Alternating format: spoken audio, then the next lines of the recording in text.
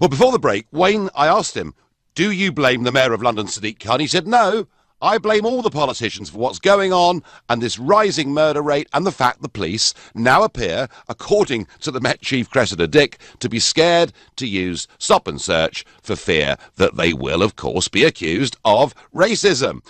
Well, you're right, Wayne, because Theresa May was Home Secretary for a very long period of time, the longest serving Home Secretary for 150 years.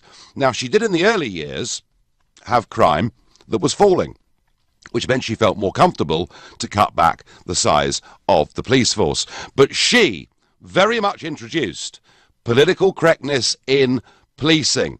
Look, you know, we now have 900 Metropolitan Police officers dealing with hate crime. Now, look, I know that if people say horrible things to each other, that isn't very nice. But I would say this: sticks and stones may break my bones, but words can never harm me. Well, it's not wholly true, because words can hurt people and upset people and make them feel excluded. But where are the priorities of the Metropolitan Police, as led from the Home Secretary Theresa May for all those years down? Surely hate crime is not anything like as important as a murder rate that has now put us above New York. It really is time that we got real with this, and it makes me, I have to say, very, very angry indeed.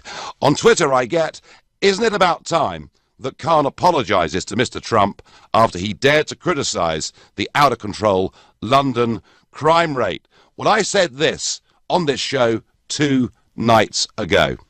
I never thought I'd see the day when the murder rate in London would overtake that of New York. And I wonder whether the London Mayor, Sadiq Khan, should spend a bit less time slagging off Donald Trump and a bit more time getting to grips with crime in London, because clearly we have a real bad problem here. Well, that was my view 2 days ago. It's still my view now, that criticism of Trump is part of this whole political correctness. I get by text from Guy in E17, political correctness is definitely the problem in London. More stop and search is needed and much tougher sentences handed down to anyone illegally carrying a knife or a gun. The point Wayne made before the break. Too much tolerance and a softly approach to gangs. This must change, and quickly. Guy, I agree with you. Raheem is calling from New Cross, and he's a new caller to the show. Good evening, Raheem. Good evening, Mr. Farage.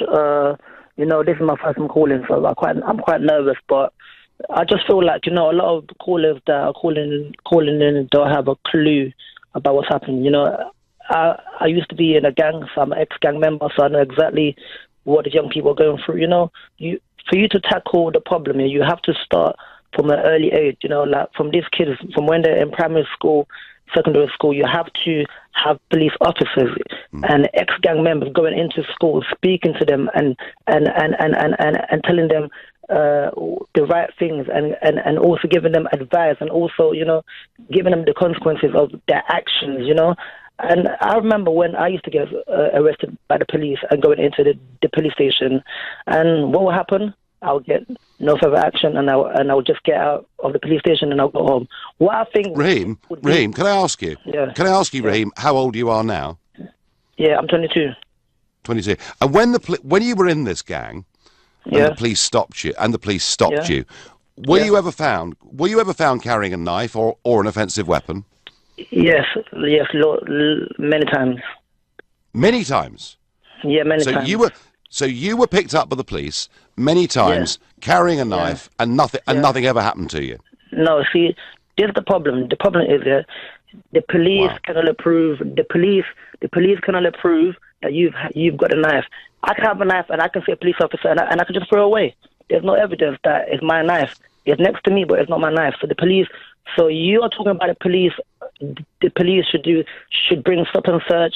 That's just a deterrent. That's not going to stop anything from happening in the UK. You know, it's not going to stop the problem of just young people. What needs to happen is education. You need to educate these young people. You need to actually explain to them the consequences of their actions. You know, and like I said, you need to start from a young age. I'm talking about primary school and into secondary school, because in school that's where a lot of young people meet each other, bad and good kids, you know. And I feel like obviously that's not a problem alone, but I feel like I can... No, Raheem, like, Raheem, listen, I hear what you're saying about education. I get that. But let me ask you a question. If you knew when you were in that gang that if the police swooped on you, with their new cameras on the helmets, and they found you with a knife or an offensive weapon, if you knew, Raheem, that you'd get 6 months in prison, would that have acted as a deterrent to you carrying a knife? Again, you don't understand the thing about young people in gangs. Let me say one thing that's might even shock you. Yeah, let me just say one thing to this. Like when young people, these young people that are stabbing people, it's just like how people want to become famous. When people want to be famous, they'll do anything.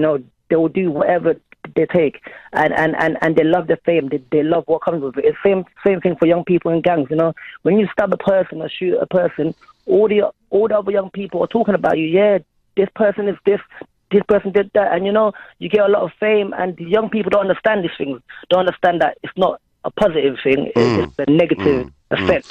And Raheem, so you've now left this gang, and I'm very pleased to hear that. When you heard, Raheem, at the top of the hour, the Mayor of London saying that he hadn't visited any of the crime sites, that he hadn't spoken to the families of any of the victims, how do you feel the Mayor of London is doing?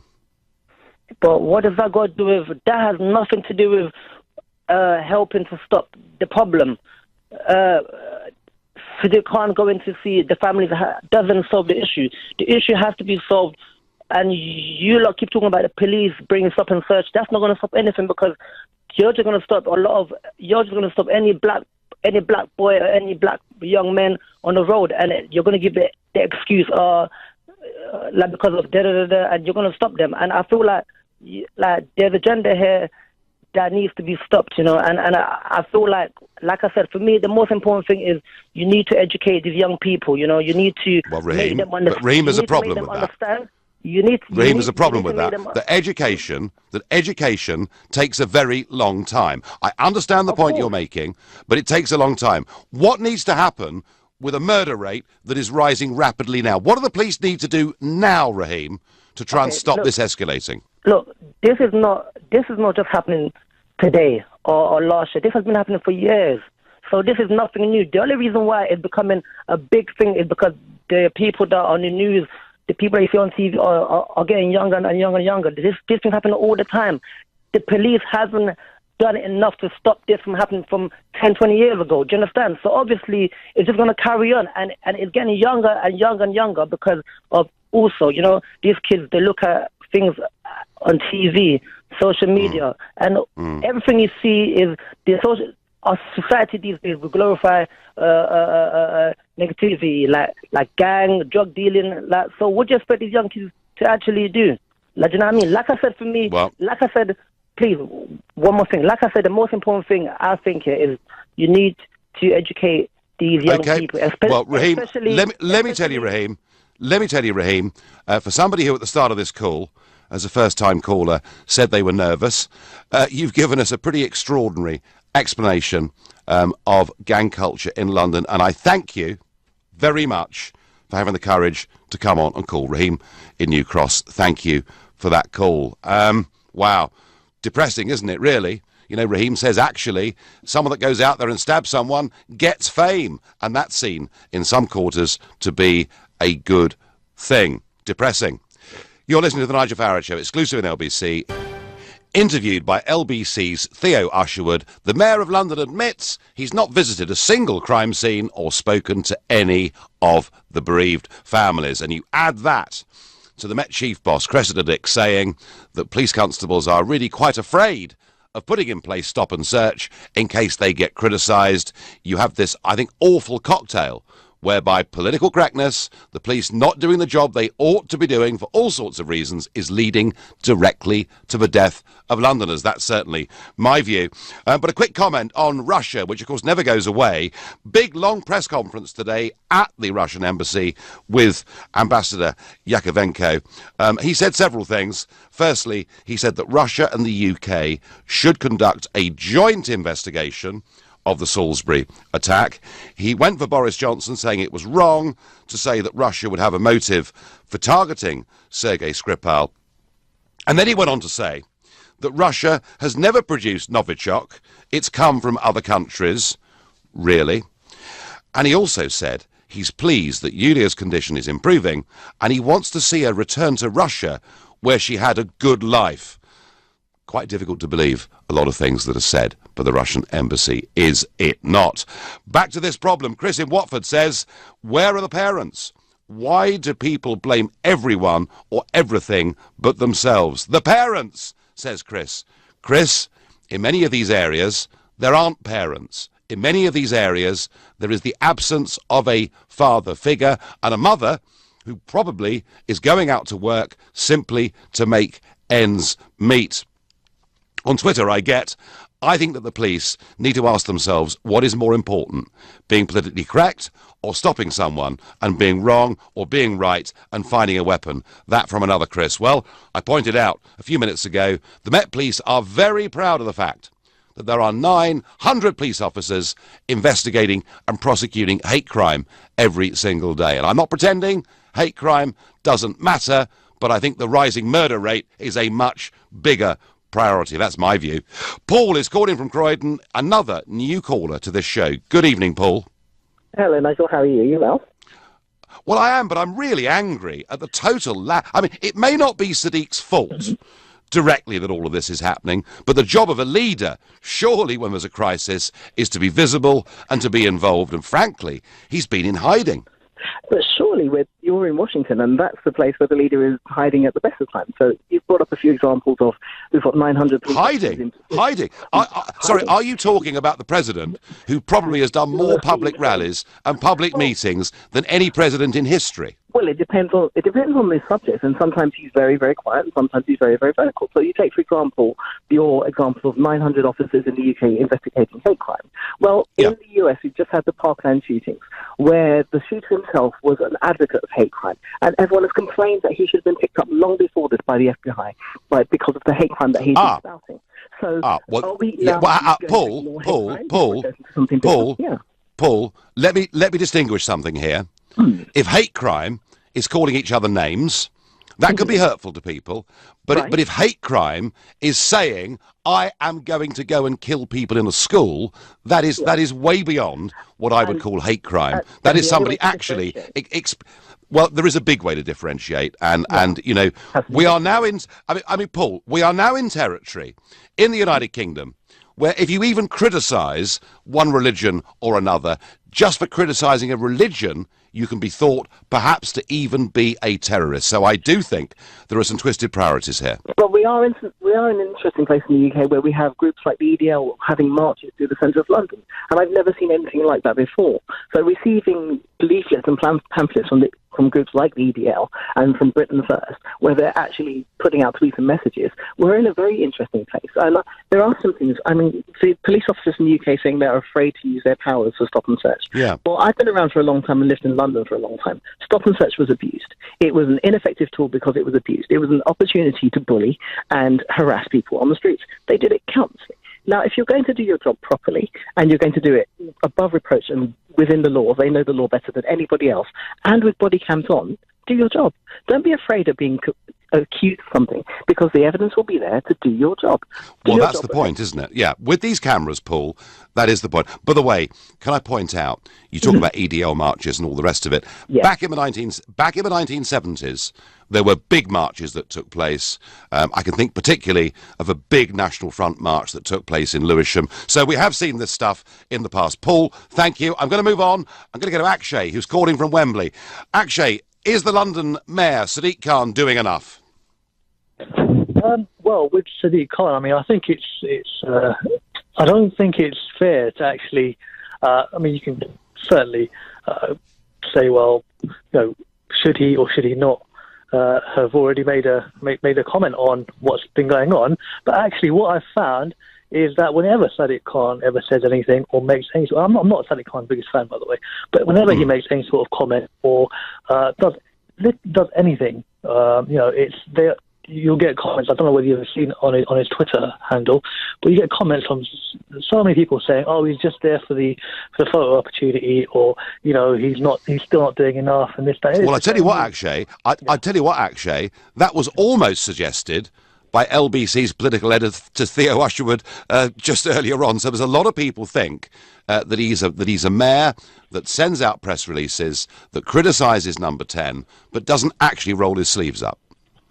I think I think it's a difficult one because of course you'd like to see the Mayor of London. You'd like to see a lot. I think he mentioned that actually I think the deputy mayor had been to see the families of the victims, and of course it's a collective effort. And it's a collective effort also in society in order to be able to prevent. Him aside, Akshay. Him aside, Akshay. We do have a crisis, a real crisis. What do you think needs to be done? Well, I actually live in an area which has been blighted by knife crime, not just recently, but for a very long time. I mean, 20 years ago, I used to go to a secondary school, and there, a 14-year-old stabbed a 15-year-old to death. That's 20 years ago we're talking. So this isn't a recent thing. It's been going on for a very, very long time. It's growing, Akshay. It's growing. It certainly is. It certainly is growing, and it's very, very concerning, of course. And it's something that we do need to address immediately. It's urgent. But like I said, it's for me, it is a situation where, for instance, the secondary school that I was actually referring to is the secondary school where a lady was. There's a teacher who's now become the world's best teacher. Who's now been awarded the world's best teacher. Part of that was because she actually gets out there and gets her hands dirty and says, "Well, I don't want kids to be hanging around outside and getting involved in sort of gang violence and all that sort of stuff, and get them sent home." So education is one of the. Yeah, okay. Akshay, I've got to move on. I want to get some more voices. Thank you. Demetrius is calling from Dagenham, a new caller to the show. Good evening. Hi, Nigel. How are you? I'm angry. The mayor's not being a leader. He's behaving like a bureaucrat. One thing I might say, though, your caller earlier, he called maybe a few calls ago, the young 22-year-old that was in the game. Raheem. Yes. That was probably one of my... I've listened to so many callers that have called out LBC, and I'm a young black man as well, probably 30s now, but that was one of my proudest moments because so many more people like him need to come up and call and articulate themselves in a way to explain to a lot of people that have no clue what actually really is going on in the areas that they just can't see into. There's no kind of information that's going to come out except word of mouth, that the areas that they really need to understand in order to fix the problem, because the problem is not just from one particular avenue. He said something which was really true, which is about fame, notoriety. It's hand in hand with the gun culture and the crime culture, and it's sad. It's sad to hear. But there's other methods as well. For example, drugs is a major issue, etc., etc. Hate crimes is a major issue, etc., etc. And people are talking about ways to fix it and are focusing on one particular method. Now, with all due respect, Mayor Khan, Sadiq Khan is not the solution. Whether he is out on the streets for the last 2 days, 2 weeks, it doesn't matter, because he's 100. When he said that was the most correct thing he actually said. It doesn't matter. He can't do nothing. What really needs to happen is people like him speaking up, and actually people from each individual sector, housing, schools, the homes, parents, policing. Someone made a point earlier and said, if someone gets caught with a gun, put him in jail for 6 months, mandatory. Where are you going to put them? Well, Demetrius, I suppose the answer is if you have to build more prisons, you build more prisons. Right, so that should be what people are talking about in terms of actually making a solution. Because I tell you now, if people started seeing prisons being built, for such and such, actually thinking that something really is going to happen, then maybe people will think, all right, We need to think I'll about think what we're again. doing. Okay, And also, so what happens when you put them in prison as well? Who are you putting them with? You have to understand, prison is not a deterrent. It's a crime stop. Demetrius, if there was one thing you could do right now, what would it be? I don't know. Put it this way. If we, and I agree with you on some things, I don't agree with you on some other things and so forth, and I know you've heard that many times, but Sure. It's hard for me. I don't have the answer. I'm not a politician, but if we have people in positions that govern areas of the whole country that have no background in it, and we're trying to solve the internal problems, it makes it very difficult to give you an answer. You and Raheem have made this point that actually most of us just have no idea what is going on in terms of the culture of these gangs. I thank you very much indeed for your call. I've got to move on. You're listening to the Nigel Farage Show. Well, thank you. Breaking news. We've heard, in fact, we had some text coming in to LBC. Within the last hour, there's been a double stabbing in Mile End, in the East End of London. The Met have now confirmed that 2 people have been taken to hospital. The stabbings are not fatal, and there has been 1 arrest. That has happened within the last hour whilst we have been on air. It is happening out there. I get on Twitter, police need to be out there harassing these gangs nightly, even if they aren't carrying knives. Marilyn says, I have never heard anything so negative that kids kill because it brings fame. How about joining a football team or becoming an artist or musician or getting fame that way? Well, Marilyn, one thing that I have been struck by, by 2 callers who've said that most of us haven't got a clue about this gang culture, and they're probably right. The one thing I'm struck by is actually, are we through schools or through local community youth groups, are we actually giving youngsters incentives to be good at football or good at art or whatever it is? Or are they frankly just going through the motions at school and not finding inspiration or leadership from anywhere? I don't know the question, but I raise it. Kelly on Facebook says, the police are scared to be called racist. The government need to let the police stop and search and become less political. Pamela says, respect starts in the home. If there are no boundaries to begin with, what chance do we have? Pamela, I want to make this point again. There are many of these communities where there is a complete absence of a male father figure, and in many cases, mum is out working just to make ends meet. There are an awful lot of kids who are effectively home alone, who do not appear to be getting involved in sport or many other things, and they fall into gangs and fall into trouble. Jake is my next caller from Brighton. Good evening, Jake.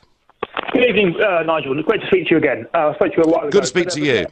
Yeah. So Jake, tell me, I've said that I think political correctness is directly leading to an increase in murder in London. Do you think that statement's over the top? I think it's a little bit more nuanced than that, Nigel. Okay. It's a bit of a sensationalist statement. Not trying to go at you for that, but I think possibly there's many facets. There's many facets to this, and I think one of the most important things that was mentioned by your previous caller, Raheem, who's absolutely brilliant, by the way. And again, I'm from Brighton, so I understand why people from London are calling in mainly, and I understand that that's it's more sort of germane to them, and and I get that. But I feel that I've seen things in the past, and I feel that this issue around fame and popularity, and it is really underaddressed. These people, they have this, especially the young people, they have this real urge to want to be noticed, be famous, be liked, money, all these things, really quite infantile things, really, when you think about it. And a lot of these people, they need to sort of, because a lot of these people grow up deprived and poor, and I just feel like that is one of the main catalysts for why they get involved in these things, and it needs to be, we need to address that. And so really, I'm sort of echoing what Raheem said, and that education is primary. Yeah, but the problem, Jake, is that to get a change in society through the education system is going to take you at least 5 years, and actually, Jake, probably 10 years. But all things that are worth all good things that are worth doing and need to happen, unfortunately, do take time. When you go through a degree, it takes time. When you go and study, it takes. Jake, I accept that point. I accept that point, but how do you respond to the fact that there's been a double stabbing in Mile End whilst we've been on air, and that the pace of this is accelerating? What, Jake? Maybe a curfew. A curfew? Possibly. I mean, it might sound a bit drastic, but you know, wow. I mean, yeah. So I've gone from one end of the spectrum to the other. But I mean, yeah, okay. But I mean, if we're talking drastic right now measures, then something like that might need to be implemented. But I think the long-term thing, long-term goal cannot be overlooked, Nigel. Okay, Jake, no, you make the point, you make it beautifully, thank you. A lot of people, I think, actually very fascinated by that call from, he said he was nervous, Raheem, he'd never called before, but he's made quite a lot of us think. So, a curfew, says Jake in Brighton. I think, and yet, I get, on Twitter, curfew. All under 18s, in cities, have to be home by 9 o'clock, no excuses. Well, all I can say to both of you is good luck with enforcing that. Jay is calling from Newham and is a new caller to the show. Good evening, Jay. Yeah, good evening, Nigel. So, what do you think? All right, here's the thing. A lot of people need to understand that when you're talking about the gang culture, you're talking about just that, a culture, a mentality, a way of life for so many young people who view stabbings and shootings and going prisons as part of life. It's normal.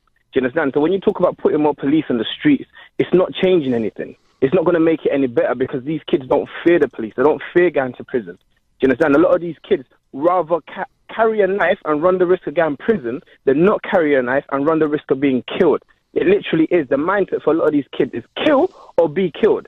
Do you understand? Just today, my nephew and my little brother, who are both 17, said that they're now contemplating themselves having to carry a knife because of a stabbing that happened in Walthamstow earlier this afternoon. And they were like, you know what, this is actually getting out of hand. I'm thinking of actually carrying one for my own safety. So a lot of these things, it's not about the police.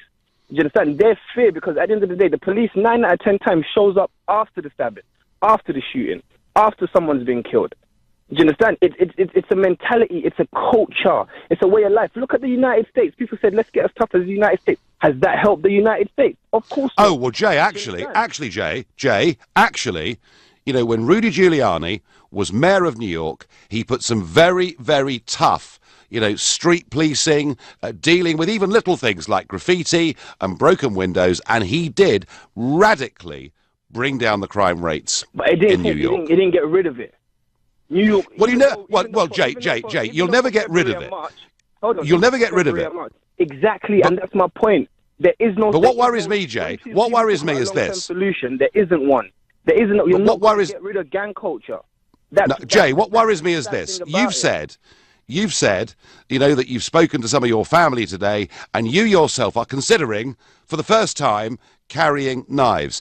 Is this, in your opinion, now escalating out of control? It is. Do you understand? It really is, and I think something else has to be done. I don't know what for me, but I'm just sad and I'm heartbroken every time you hear another. And the worst thing about it is, we as black people, we need to be real. We need to actually confront this issue and say, you know what, this is something that's affecting our issue. There's a lot of people in our community who say, yeah, it's not only our community, it's not only a black thing. Yeah, it's not only a black thing, but the vast majority of kids that are dying on the streets are young black men. The vast majority of kids who are going to prison are young black men. So if we as a black community don't actually stand up and say we need to tackle this and ask ourselves, what is it about young black kids from the most deprived areas of London or Birmingham or Manchester that's leading to them being killed on these streets? Do you understand? There's a system that needs to be broken. I don't know what it is, but it's getting out of hand, and putting more police on these streets is not going to help. Look at Carnival, for example, Notting Hill Carnival. Probably the single most policed event, do you understand, in Europe. Yeah? How many stabbings going in Carnival? Too many. So that too many. Jay, I thank you. I've got to move on. Jay there, frankly, giving me the impression that this is about to get a lot worse. And I've got time for one last caller. Mohammed in Camden Town, new caller, very short on time. Please make your point. Hi there, Nigel. It's me, Mohammed.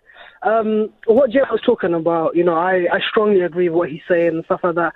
Also, the fact about how media is really, you know, took a turn on these, and how these youngsters are listening to music and how they're portrayed. You know, it's all about gang life, gangster, gangs, all this stuff, and you know, it's really like, you know, I think there should be, you know, regulations to how they portray all these musics and all those stuff. Well, Mohammed, you've raised a really good point. Isn't it true that much of the music people are listening to actually has very violent lyrics in it? I mean, I mean, I'm a young person myself. What you said, that is true. I see your point of view, but then you need to understand how, in this time, in this situation, in this era of these young people, this is our life. So, like, I mean, this is what we think. This is what we think Britain is. This is what we think, you know, the streets are like. So, I get what you're trying to say, but it's just the idea. Mohammed, I thank you. We're out of time. You're the third caller that said there is a disconnect between much of society and what is going on in gangland London. The fact it's happening in London, folks, doesn't mean it won't spread to any cities. I found the last hour, I have to say, profoundly worrying. You've been listening to The Nigel Farage Show.